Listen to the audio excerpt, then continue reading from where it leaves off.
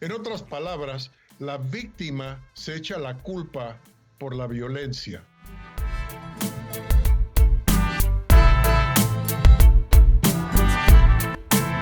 Usted sabe que yo soy una persona neurótica. Yo soy una persona neurótica porque yo nací en una familia alcohólica y neurótica y religiosa. Entonces, eso de la neurosis es contagioso. ¿Usted sabía que la neurosis es contagiosa? No. No, es muy contagiosa. Es extremadamente contagiosa. De hecho, hay teorías que dicen que el alcoholismo y las adicciones, no solamente la adicción al alcohol, pero adicción, otro tipo de adicciones a otras sustancias o a otras personas, porque uno se puede volver adicto a la persona, eso se llama realmente, es una forma de neurosis. Eso es lo que es. Y bueno, bueno, pero ya yo había escuchado que el alcoholismo y la drogadicción era hereditario. bueno, sí, en algunos casos sí es, Sí, pero en sí. muchos casos es como una infección. Es difícil de explicarlo porque, bueno, en primer lugar, los que tenemos este problema de alcoholismo en la familia, los que tenemos el problema de adicción en la familia, problemas de, bueno, incluso fuertes problemas de incesto en la familia, otros problemas así grandes de la familia, una característica de nuestras familias es la negación. O sea, negamos hasta morir que tenemos un problema. Y yo soy un ejemplo de eso. Yo nunca pensé, a pesar de que he estado en grupos de 12 pasos y he tratado de mejorar mi vida a través de ayuda de los libros de autoayuda y grupos de ayuda mutua, eh, yo hasta después de ver 4 psicólogos, es que caigo a la cuenta de que el alcoholismo de mi padre me afectó muchísimo en mi vida. Eso yo siempre lo he negado, incluso y yo no lo hubiera descubierto, creo que yo no lo hubiera descubierto, si no me hubiera dado este trastorno de estrés postraumático. Así se dice en español. PTSD se traduce a trastorno de estrés postraumático. Si ve qué jodido estoy, nunca aprendí inglés y ya se me olvidó el español. Bueno, los términos profesionales a veces son difíciles de acordar. Claro, pero esto de la neurosis, hay expertos que dicen que la neurosis, perdón, que el alcoholismo o las adicciones y esos defectos de carácter que tenemos en nuestra sociedad realmente provienen de la neurosis. La neurosis ese término de neurosis es un término relativamente nuevo. Es casi tan nuevo como la psicología moderna. Algún psicólogo, por ahí no recuerdo el nombre, pero por ahí de 1777 inventó este término Ok. y después Sí, porque te iba a decir que Freud no sabía ni qué era la neurosis cuando empezó con la psicología. Eso es bastante reciente. sí, bueno, Casi los principios de los 80s. se, 77, ¿sí? no, 1777. O 17, come on, really? Ya, ya. 1777. De hecho, no de neurosis, pero los griegos ya hablaban del alcoholismo. Había, Oh, sí, pero no lo consideraban una no, sí, neurosis. no consideraban neurosis. No. Yo hablando de la neurosis, sí. Ya.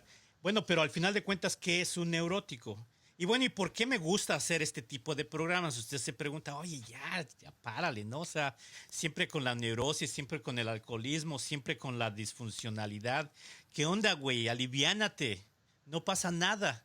No, pues no No, pasa nada. pero ya estás muy viejo para esos trucos. Yo me recuerdo cuando hacías eso en Radio Labio para que las hembras te corretearan y te anduvieran apapachando y así te las pescabas. Pero ya ahora de viejo con barba blanca eso no va a funcionar. Bueno, mi objetivo ha cambiado. Mi objetivo ahora sí es ayudar. Ok, perfecto. Y mi objetivo es ayudar porque, mire, qué bueno que saca el tema el viejo Francisco Maldonado y el nuevo Francisco Maldonado. Como si estuviera corriendo. Está pintorrajeado nada más. Revolcamos el burro. Le pusimos una barbita, un bigotito, Sí, una cachucha y ya. Este, bueno, qué bueno que saca esto a colación. Porque, o sea, a mí no me preocupa que este canal crezca o no. Le hago una confesión. O sea, internamente, mi ego me dice, oh, pues qué bueno que el canal crezca y que algún día nos escuchen miles de personas. Nos escuchaban miles de personas cuando estábamos en el radio regular, en el radio normal, miles. miles. Y nos escuchaban en muchas partes del país porque era una sindicalización, era Una red, programación. sí, Una, una red. una red, exacto. Una red sindicada, sí. Exacto, una red sindicada. Entonces, en aquel entonces, pues sí, y en el radio normal, uno tiene que traer los radioescuchas y traer los ratings, porque si no trae los ratings, no trae los radioescuchas, las estaciones no venden comerciales, y si no venden comerciales, pues ahí vas para afuera, ¿no? Y es bien fácil desconectar un radio. Es nada más Así es. apretarle un botón y ya. Ujú. Pero aquí no, o sea, aquí ¿qué nos cuesta? Lo único que nos cuesta es leer, prepararnos, venir al micrófono una vez a la semana, subir un programa al día y ya. O sea, no hay mucha inversión. Eh, y pues usted no necesita el dinero y yo tampoco. O sea, no estamos ricos, Pero pero no estamos necesitados tampoco. no, entonces no nos vamos a morir debajo de un puente como en aquel entonces.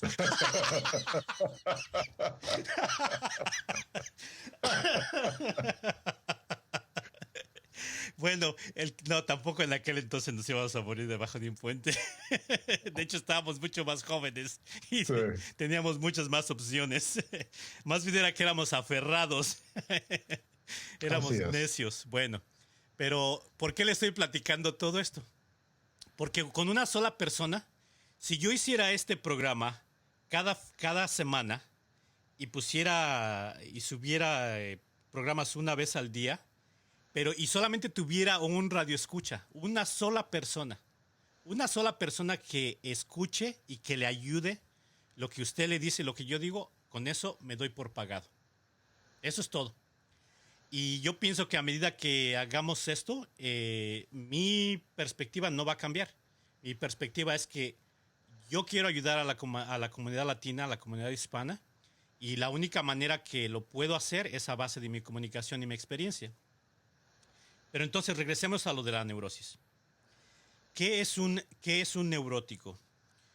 Un neurótico, Juan Andrés, es una persona que dice una cosa, hace otra cosa diferente de lo que dijo, piensa algo diferente de lo que dijo y de lo que hizo, y además sus sentimientos son diferentes y completamente ajenos de lo que dijo, de lo que hizo y de lo que pensó.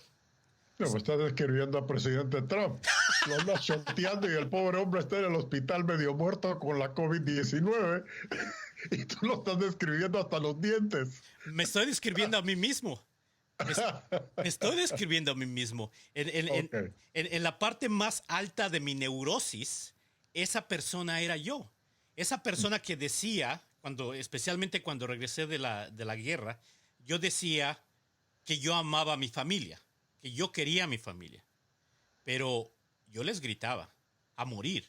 Les gritaba de toda mi frustración, de todo mi dolor, porque todo esto parte tiene un origen. Esta negatividad de una persona neurótica tiene un origen. Y el origen mío aparentemente es de mi infancia, pero como estuve expuesto a lo que estuve expuesto, a las situaciones traumáticas de la guerra, mi mente se averió todavía más. Entonces yo decía que quería a mi familia, pero mis acciones decían otra cosa. Mis acciones que era el gritar, porque el gritar no es hablar, el gritar nada más es hacer un grito, espantar a la gente, dominar a la gente. Ese gritar era una cosa diferente de lo que yo decía. Y en ese momento yo también estoy pensando de lo malo que va a pasar o de lo malo que ya pasó. Completamente desconectados las tres situaciones ahí. Y al final de cuentas, yo estaba hablando porque estaba triste. ¿Se da cuenta? Pero lo que yo sentía era coraje, no tristeza. Entonces la neurosis es eso. La neurosis puede ser una persona que tiene una depresión enorme, pero de la manera como refleja esa depresión, y ese, yo pienso, no sé porque no sé de la mente de mi madre, yo pienso que ese es el caso de mi madre. Mi madre, bueno, ya ha mejorado, pero en aquel entonces, cuando yo era niño, mi madre nos agredía, nos golpeaba, también nos decía que nos amaba o creía que nos amaba, aunque realmente ya no lo decía. Y pensaba otra cosa, pero lo que realmente estaba sintiendo era miedo o depresión o ansiedad. ¿Cuál es su experiencia con las personas? Porque por lo regular, la neurosis, cuando alguien le dice a alguien, oh, es que eres un neurótico, es despótico, ¿no? Es como diciendo, este güey está loco. ¿Cuál es su experiencia con esa negatividad, Juan Andrés? Bueno, en mi familia no hubo alcoholismo, no hubo drogadicción, no hubo abuso sexual. Básicamente era, y tampoco hubo abuso verbal. Lo que había era violencia. Punto final. Era una serie de castigos con todo.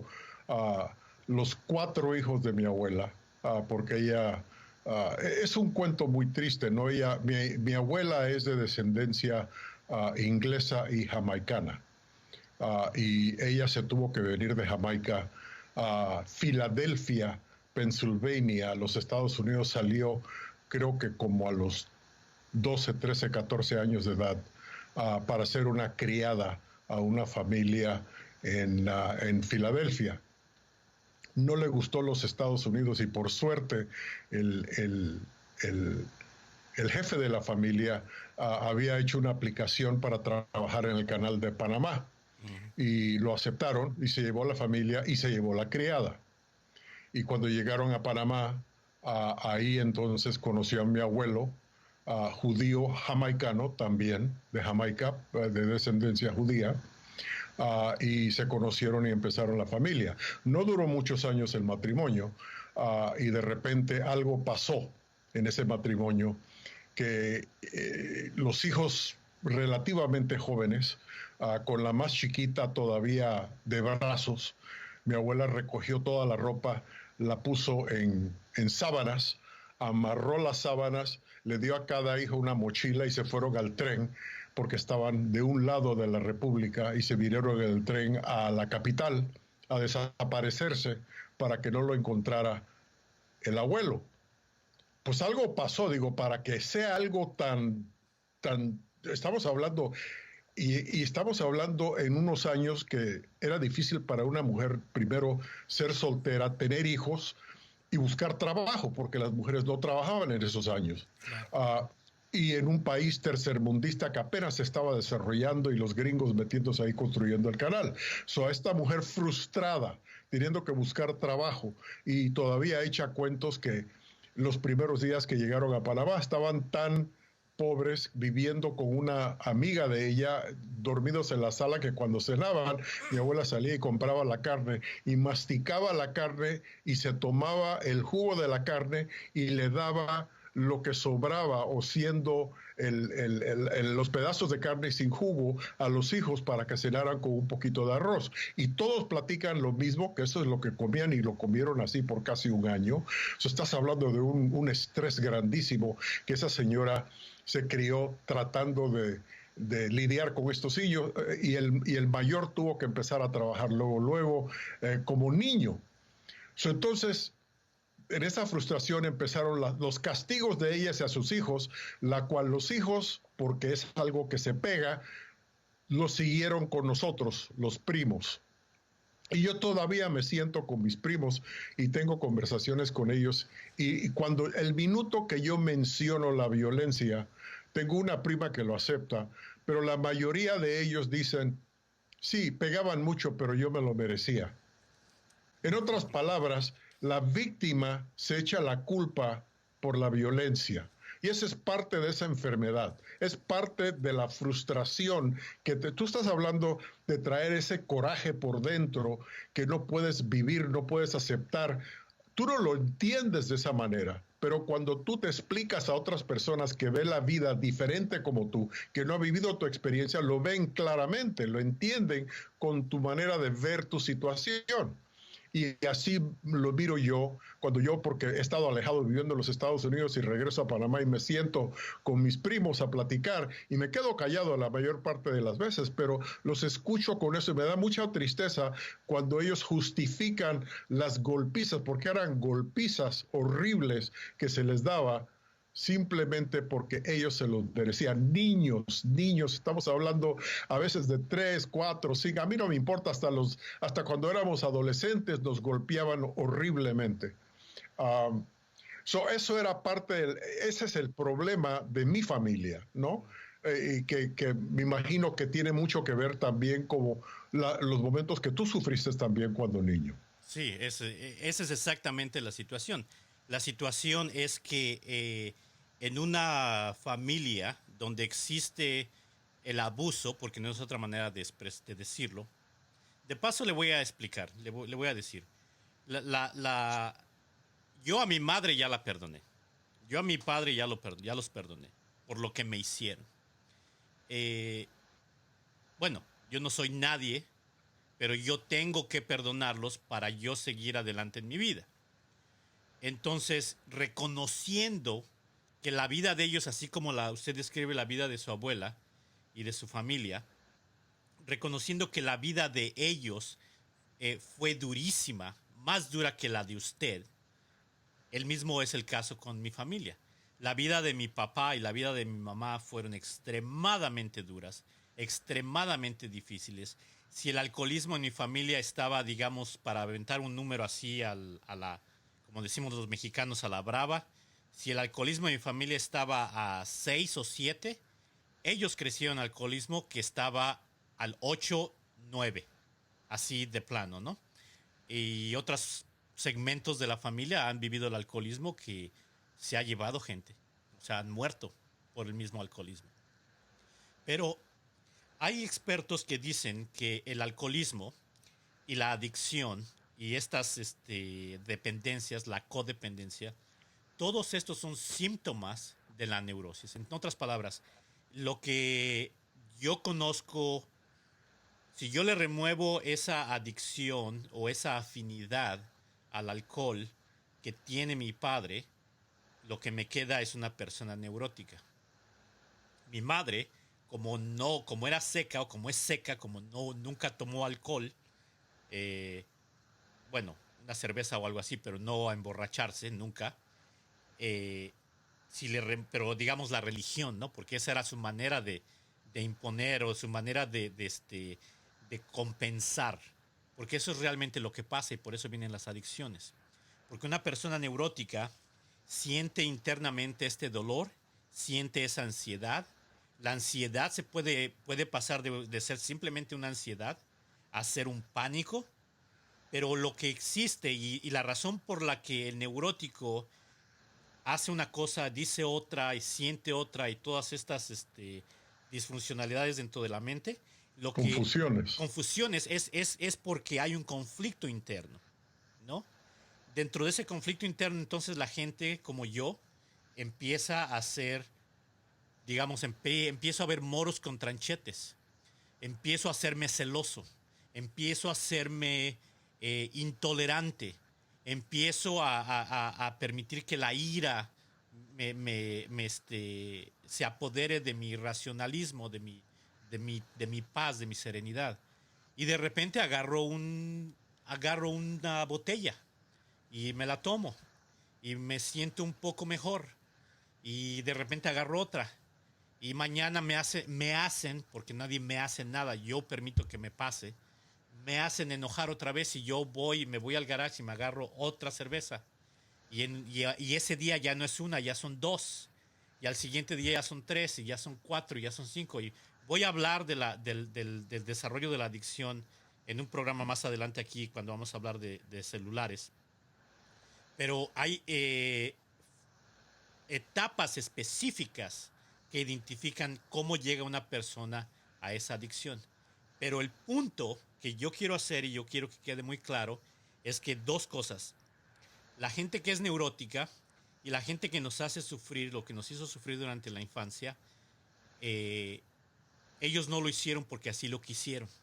No, no, fueron víctimas también. Exactamente. Sí. Ahora, esa idea que a mí me tomó muchos años, porque yo como usted, yo corrí. O sea, yo corrí el momento que abrieron la cerca de mi casa, yo me fui. Yo no iba a crecer.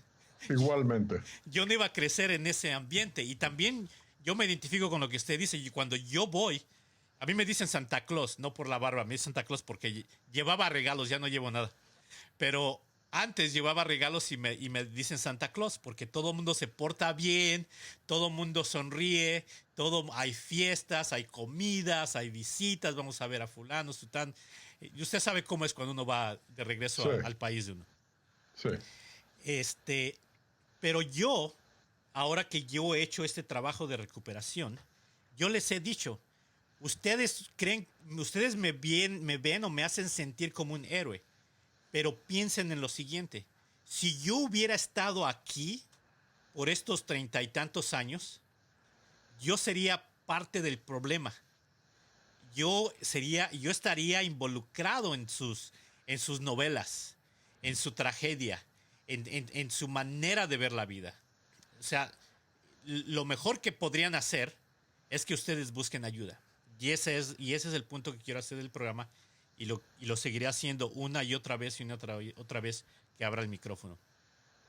Lo importante es que una vez que uno reconoce que tiene un problema, buscar la ayuda. Ya reconocí que soy alcohólico, pues reconocerlo y seguir chupando, pues no cambia, ¿no? Pero reconocerlo y dejar de chupar, pues, o buscar ayuda para dejar de chupar, allí es donde... Eso toma mucha fuerza, mucha voluntad. Sí, pero sí hay ayuda. Y lo principal, el ingrediente principal es que usted lo quiera hacer. A mí me ha tocado, yo fumé como por unos 18 años. Bueno, no 18, hasta los 18, 19 años de edad. Y yo siempre he tenido eso, que yo me recuerdo el día que yo decidí, y mucho antes que todavía ni se hablaba que el cigarro era mal. Le dije a mi señora, ¿sabes qué? Ando gastando mucho dinero. Estaba casado en ese tiempo, porque duré muchos años solterón. Yo era bien canijo y era muy mujeriego. No. So, después de mi primer matrimonio... No diga eso. No. Después de mi primer matrimonio duré años, décadas sin casarme, hasta que conocí a mi presente señora y ya estaba mayor en edad y más serio y quería ya yo estar en paz en mi casa. Pero me recuerdo que mi primera esposa, pobrecita, que Dios la bendiga, aguantó mucho. Yo era tremendo. Pero me recuerdo un día, hablando de la fuerza de la voluntad y la adicción, que le dije, ¿sabes qué? Yo no quiero gastar más en cigarros. Cuestan mucho y no costaba mucho. Creo que un paquete de cigarrillo costaba $1, ¿no? Pero se me hacía mucho a mí. Y saqué el paquete de cigarros, lo puse en la nevera, cerré la nevera y más nunca, hasta el sol de hoy, me puse un cigarro en la boca. Nunca, nunca más. El alcohol igual. Tuve un periodo de tiempo pero cuando me levantaba en la mañana con el mareo y el dolor de cabeza, dije, ¿sabes? Esto es ridículo, ya no lo voy a hacer. Y yo no sé por qué, pero creo que es parte de mi persona, que cuando me atrabanco, que ya se acabó. Y así lo soy hasta con las relaciones, ¿no? Cuando la relación ya no está funcionando, pues ya no está funcionando. Gracias a Dios que este matrimonio, ya tengo 35 años en mi matrimonio y estoy feliz con mi esposa y mis hijos. Pero antes yo era bien atrabancado en ese sentido. Se acababa y no retrocedía, no cambiaba de idea. Todas las personas que yo ahuyenté de mi vida regresaron a buscar camino para entrar a mi vida de nuevo y nunca lo permití. es parte de ese coraje que uno trae por dentro hasta cierto punto, ¿no? Exacto, sí, así es. Bueno, qué bueno que me dio esa información acerca de los Del cigarros. mujeriego. No, de eso yo ya sé. No, eso a mí qué me va a contar. Bueno, ahí la dejamos, ahí la dejamos. Ahí Si tiene un problema de neurosis, busque ayuda y siga escuchando Radio Labio Provocativa Inteligente. Mi nombre es Francisco Maldonado, con el señor Juan Andrés de Jacet, y hacemos este tipo de programas, hablamos de finanzas. Dice Don Jacet, Don Jacet, dice Don Juan. Dice, mira, hasta el nombre tiene de mujeriego, Don Juan. Don Juan. Nunca me había puesto a pensar en eso. Dice Juan Andrés que somos generalistas, hablamos de muchas cosas y el objetivo es ayudar a la comunidad hispana. No se vaya, ya regresamos. Buenas noches.